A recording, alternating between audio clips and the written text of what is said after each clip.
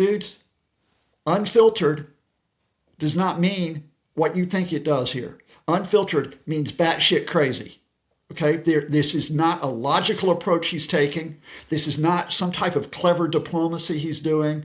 This is not some type of master politics that's going on here. He just simply is shouting.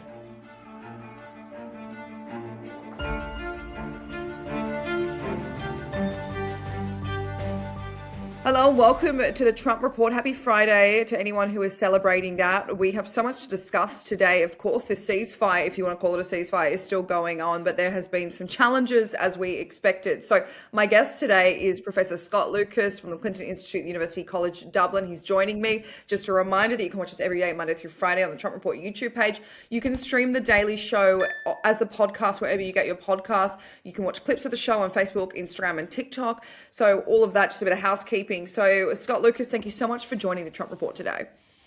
The pleasure's mine, Maddie. What type of craziness are we dealing with today? We are starting off quite strong on the Richter scale of crazy because we're going to start off with this Truth Social post, Scott. Trump has gone after some longtime supporters of him who have publicly been calling out the war in Iran. Now, it's not that weird for longtime allies such as, Megyn Kelly, Tucker Carlson, Candace Owens, Alex Jones. They were the ones on his hit list on Thursday.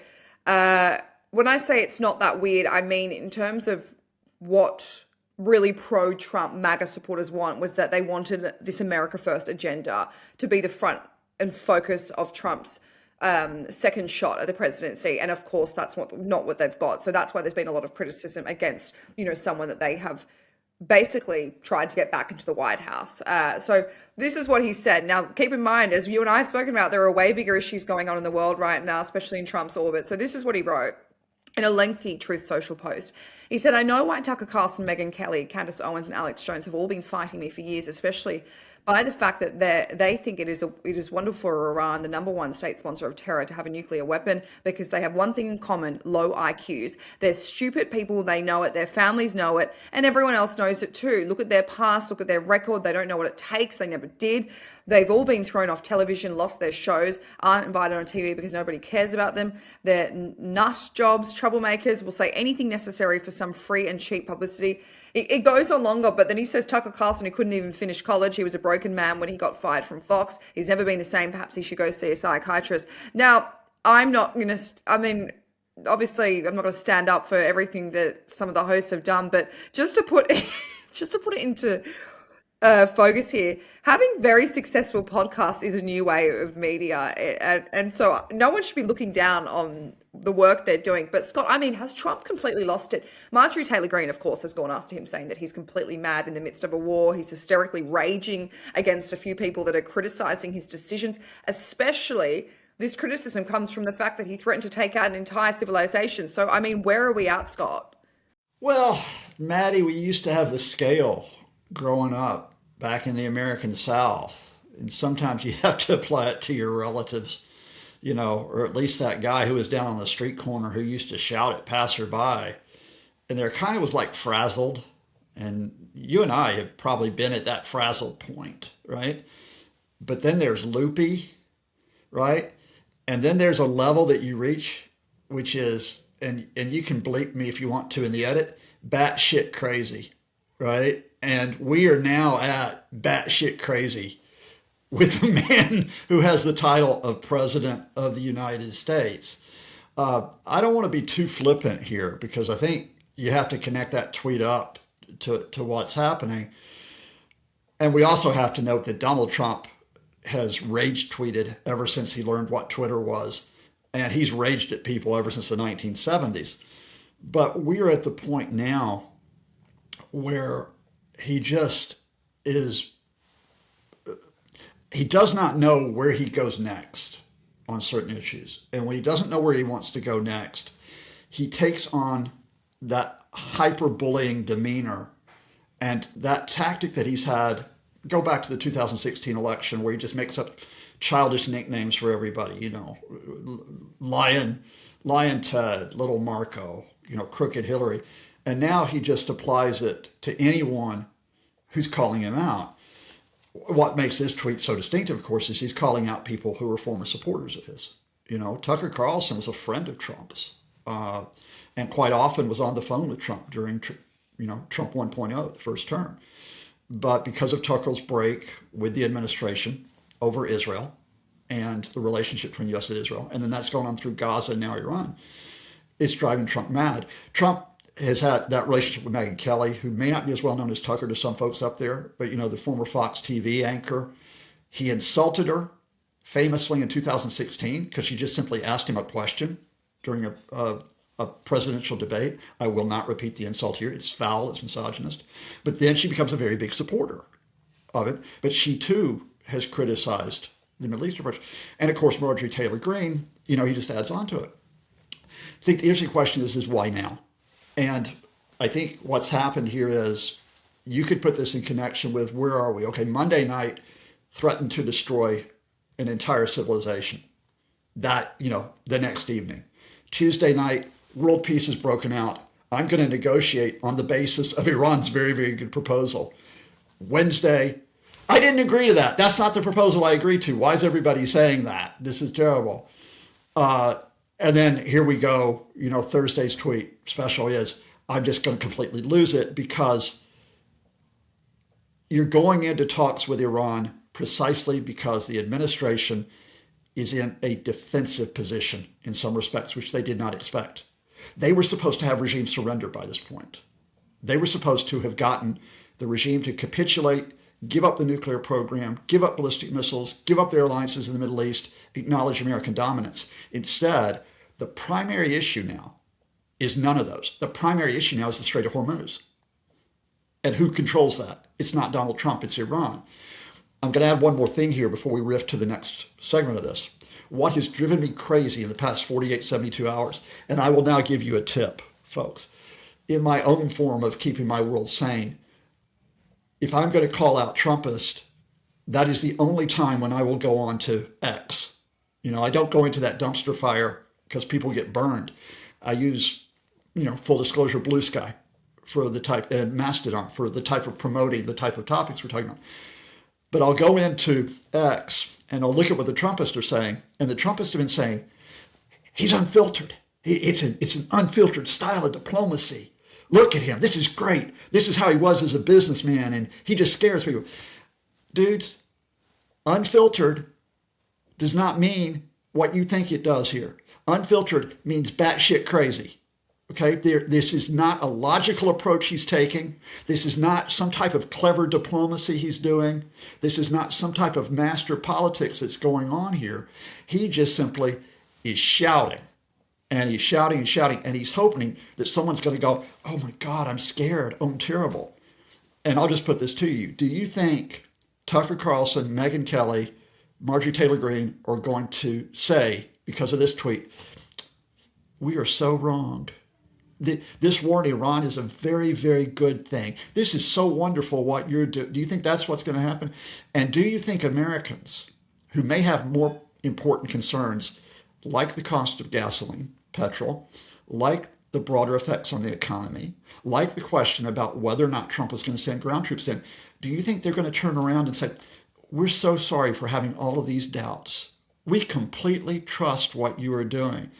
And as we get through the talks in Islamabad, if they take place this weekend, given the absolute muddle after Trump agreeing to the Iranian conditions and then backing away, it's just going to get even worse over the weekend in terms of the white noise.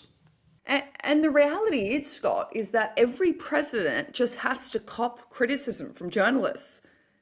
This isn't isolated to a Republican president. This is every single president. You don't think Obama, God, Biden copped a lot. He was ousted for it. Every single president knows that you just can't win.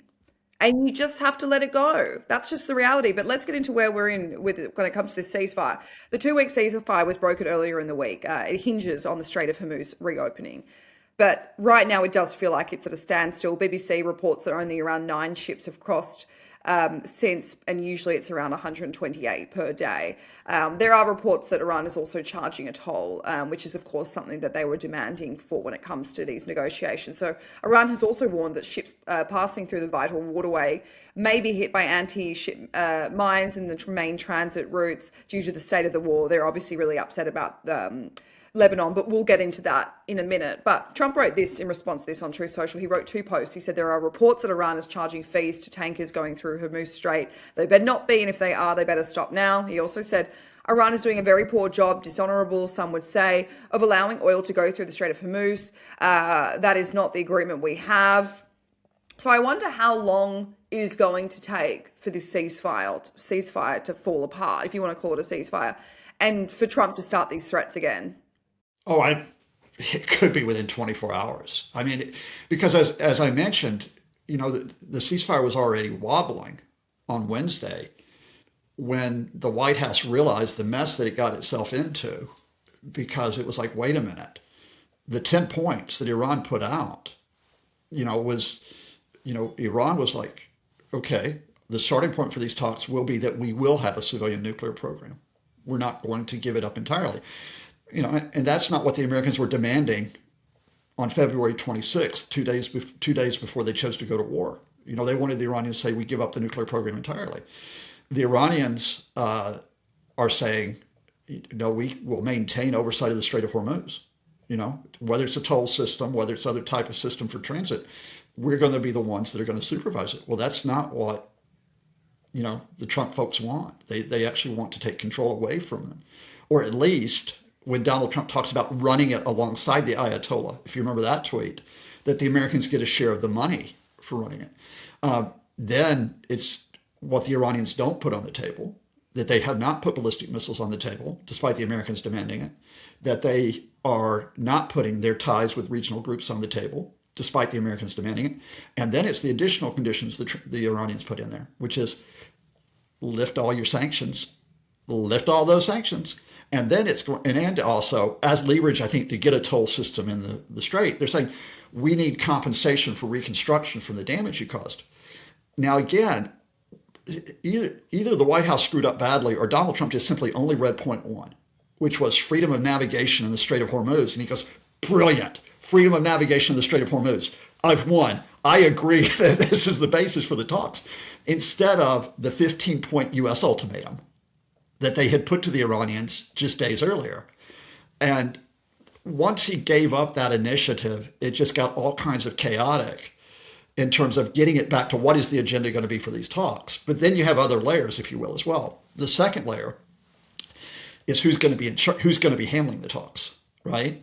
Now, you and I normally have fun because real estate developer Steve Witkoff, Donald Trump's son-in-law Jared Kushner, and yeah, the boys are back in town. And after meeting, by the way, Vladimir Putin's top advisor, Kirill Dmitriev, today, because somehow that's going to solve Russia's invasion on Ukraine, to talk to the Kremlin again, they're going to go off to Pakistan. But this time, new figure comes into play, Vice President J.D. Vance.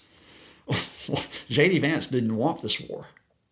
J.D. was opposed to it. His people made sure that they let the press know he was opposed to it, even in the first days of the war.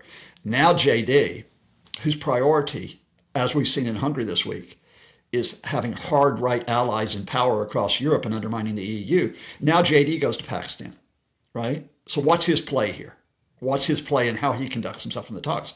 But now you want the real complication. Trump, apparently, freedom of the Strait of Hormuz. Brilliant. I agree. And he didn't tell Netanyahu. He didn't consult Bibi. And like the Israelis are going, WTF, dude, we're supposed to be trying to get rid of these guys and you're going to go talk to them.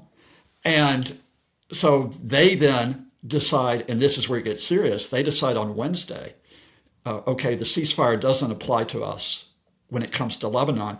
And then they kick hell. They killed 254 people in 24 hours.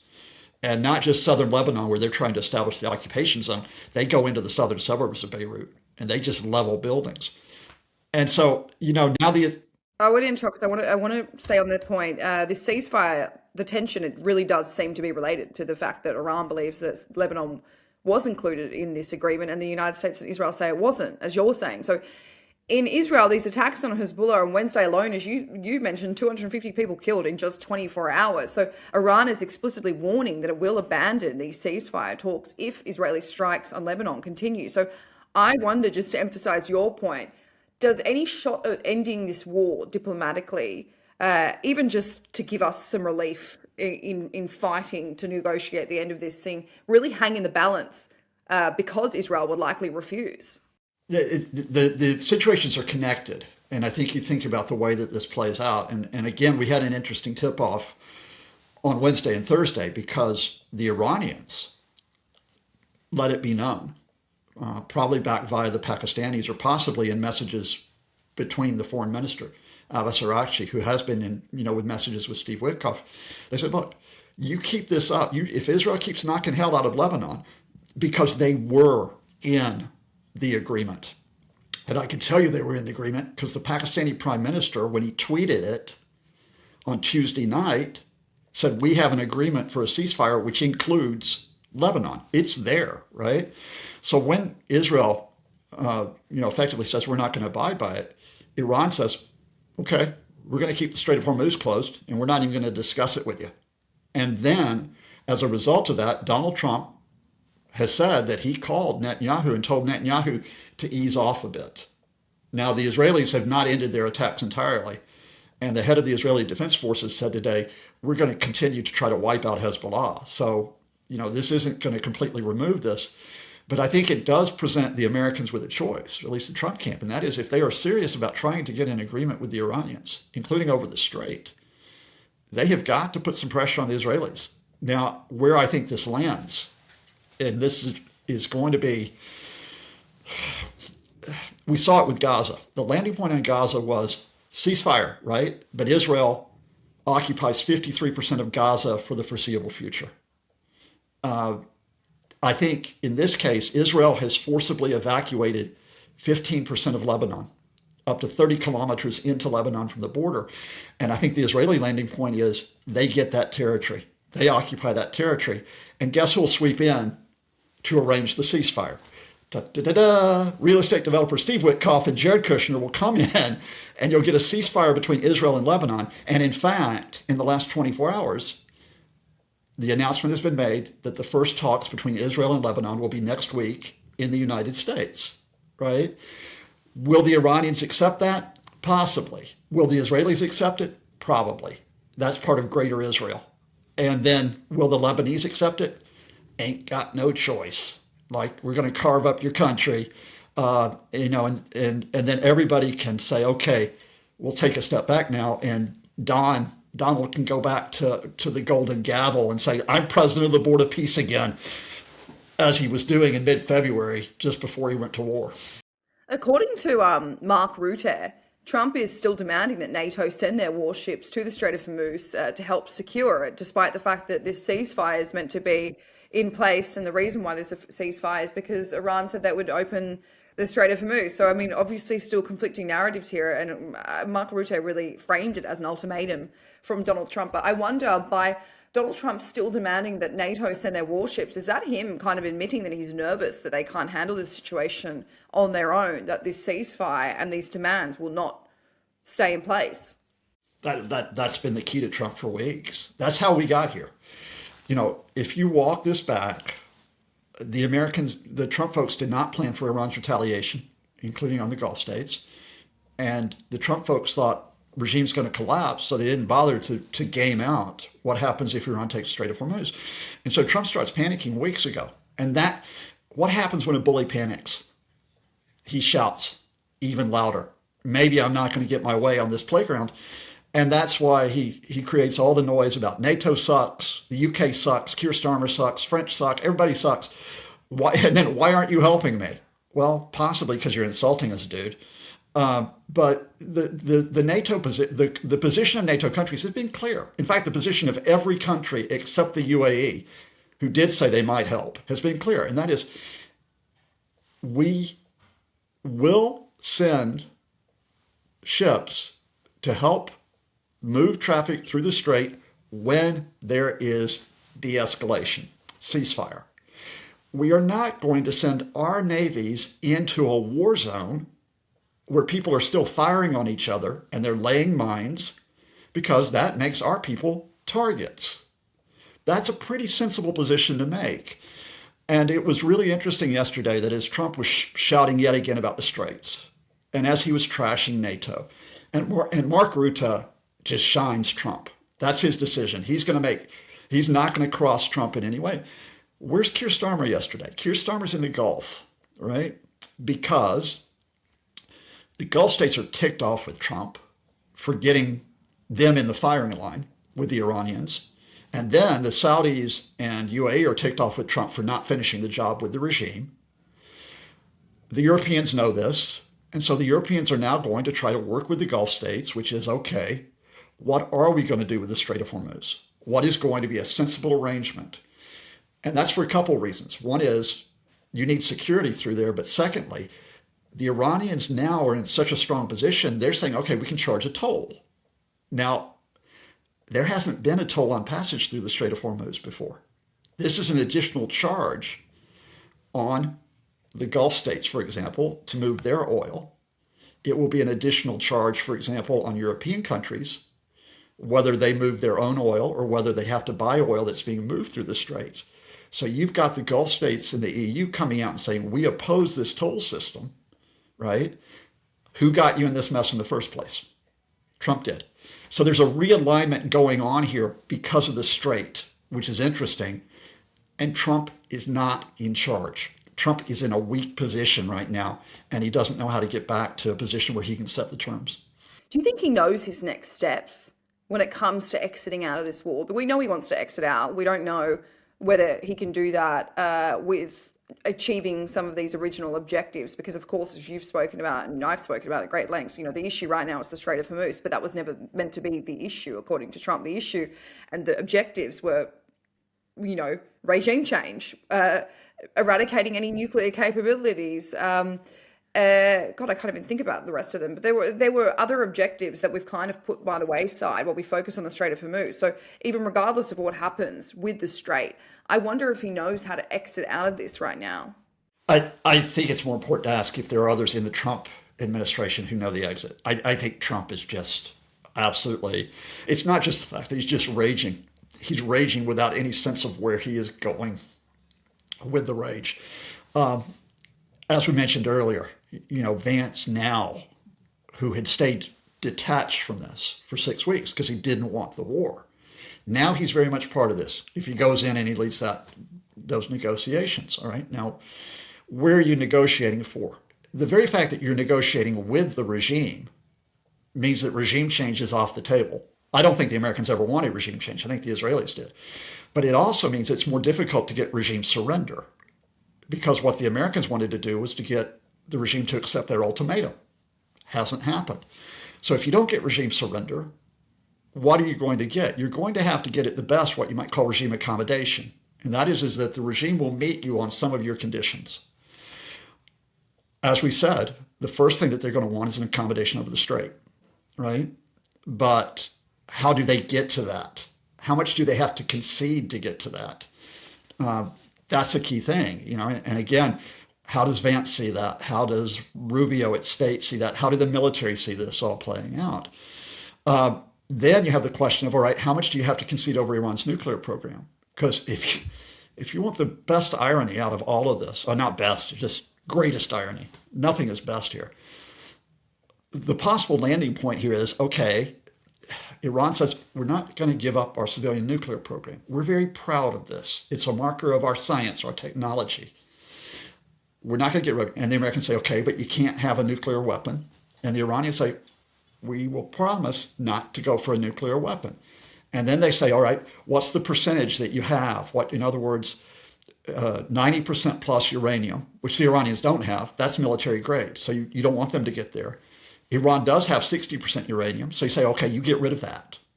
You stop that. You send that abroad. Maybe even you get rid of your 20% uranium. So you enrich only up to 3.67%. And maybe Iran accepts that because they still have a civilian nuclear program. And you know why I think they might accept that? What do you think the 2015 nuclear agreement was about? It was about Iran limiting its uranium enrichment to 3.67% and sending its highly enriched uranium outside the country. Who ripped up that agreement? Yeah, we know. Donald Trump. So you've got those steps, Maddie, that you get there. But the risk here is beyond the Israelis in Lebanon, because that's, the Israelis, in a sense, unless you can bring them in, you still have that out there. The risk here is that Donald Trump or certain advisors, where's Pop Gun Pete Hegseth right now, right? Simply say, we don't want to talk anymore. We're going in with the ground troops. That's the question. That's the ground troops. Now, as far as I know, those amphibious assault ships are in region that brought those Marines in. As far as I know, those 1,000 paratroopers of the 82nd Airborne are still unnoticed. They were deployed there. Trump backed away, or people in the Trump administration backed away from using them last Tuesday when they gave in and chose talks instead. Could they go the other option with military action?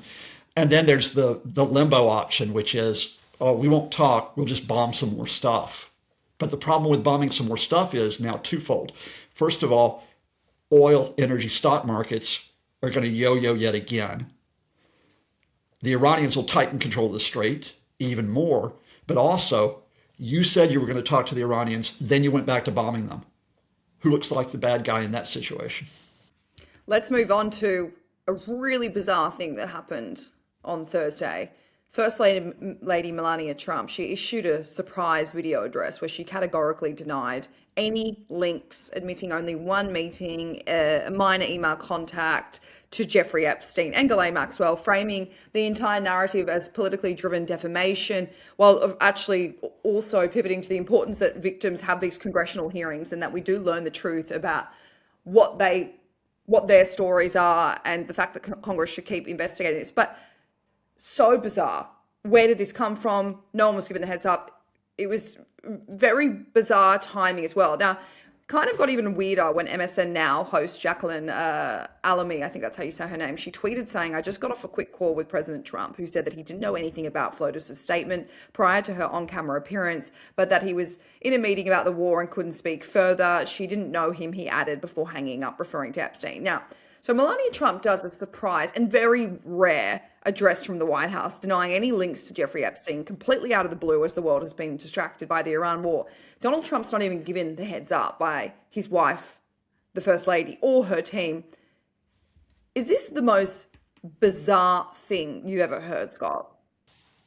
Oh, no, come on. Look. Yeah, sorry. You and I have discussed so much bizarre stuff in the Trump administration, If we were in normal town, maybe it'd be the most bizarre thing, but no, we're in crazy town.